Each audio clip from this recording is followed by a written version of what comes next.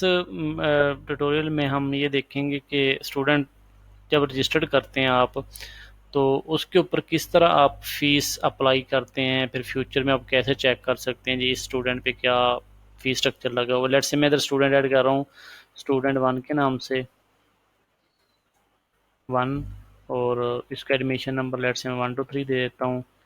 और इमेज में फिलहाल क्वेश्चन लगा रहा, गार्डियन नंबर भी मैं इसका दे देता हूँ, फादर नेम लेट्स से मैं इसका FA दे देता हूँ, और सेल नंबर मैं इसका 00 एंटर कर देता हूँ, और फादर जो CNA ये भी मैं 00 एंटर कर देता हूँ। एड्रेस की जगह ही मैं 0 1 2 3 डमी चीज़ें मैं एंटर कर रहा हूँ।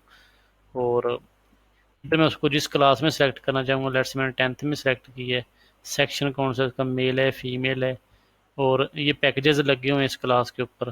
तो जब मैं इस पर क्लिक करूँगा अपडेट फ़ी पैकेज के ऊपर, ये उस क्लास के पैकेज आ रहे हैं, क्योंकि मेरी इस 10th क्लास में कोई भी कॉन्फ़िगरेशन नहीं हुई, तो मैं ट्राई करता हूँ कि चेंज कर दूँ, इसको फर्स्ट ईयर में चेंज कर दूँ। मेल किया, उसके बाद मैंने इस पर क्लिक किया। हाँ जी, ये है फर्स्ट ईयर के ऊपर। फर्स्ट ईयर की मेरी कुछ फ़ी की स्ट्रक्चर लगे हुए थे, let's say monthly fee first year की 5000 है, एडमिशन फ़ी जो 4000 है, एनुअल मंथली टेस्ट सिस्टम ये, एनुअल टेस्ट ये डिफरेंट चार्जेस लगे हुए हैं। लेट्स से मैं इस स्टूडेंट पे स्पेसिफिक स्टूडेंट में मंथली फ़ी मैं 2000 लेना चाहता हूँ, और उसके बाद एडमिशन फ़ी मैं इससे सिर्फ 1000 रुपये लूँगा, और मंथली टेस्ट सिस्टम मैं स्टूडेंट से 500 लूँगा, और एनुअल टेस्ट सिस्टम के लिए मैं इसे 300 लूँगा, और 22 रजिस्ट्रेशन की लेट से मैं इसको 0 लूँगा। तो ये डिपेंडेबल होती हैं आप पे। कुछ मैन केसेस ऐसे रहते हैं जिसमें स्टूडेंट जो होता है वो फ्री ऑफ कॉस्ट पढ़ रहा होता है, वो कोई भी वजह हो सकती है कि वो मतलब बड़ा अच्छा टैलेंटेड लड़का था जिसको आपने अपने स्कूल में रखा है, तो उसको 0 दे दिए फ़ीस, उसके ऊपर कोई फ़ीस ही नहीं लगाई, उसको फ्री ऑफ कॉस्ट पढ़ा रहे हैं। अच्छा, ये आपने स्ट्रक्चर डिज़ाइन कर लिए इधर। उसके बाद ये नीचे कोई बटन लगे हुए save only, apply only and save and apply. Save only का मतलब है कि ये जो फ़ी स्ट्रक्चर सेव हो जाएगा इस स्टूडेंट के अगेंस्ट। जब भी आप फ़ी जनरेट करेंगे तो इस स्टूडेंट की इस पैकेजेस जो आपने अप्लाइड किए हैं वैसे ही फ़ीस लगेगी इसके ऊपर। तो अप्लाई ओनली का मतलब ये है कि आप सिर्फ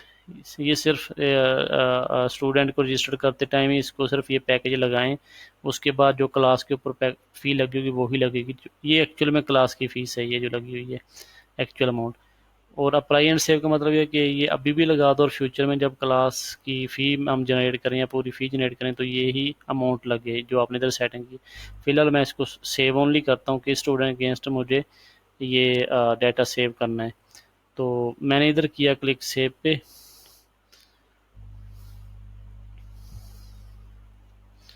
ये स्टूडेंट क्रिएट हो गया। अब प्रोसेस ऐसा होता है, एक तो ऑप्शन आपके पास ये है कि जी आप इधर से आके स्टूडेंट को एडिट करें, फिर जाके चेक करें कि उसके ऊपर कौन से पैकेज लगे हुए हैं, कैसे चल रहा है। तो ये थोड़ा सा टाइम टेकिंग हो जाता है और थोड़ा सा लेंथी प्रोसेस हो जाता है। तो इसके लिए बेस्ट वे यही होता है कि आप स्टूडेंट प्रोफाइल में आते हैं,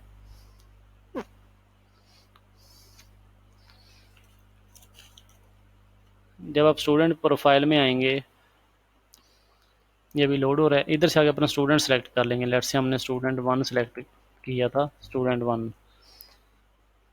तो ये वो उसकी क्लास आ गई है, सेक्शन आ गया, रजिस्ट्रेशन कोड। जैसे मैं शो पे क्लिक करूँगा तो ये उसकी कुछ एक्स्ट्रा डिटेल है जो शो हो रही होती है।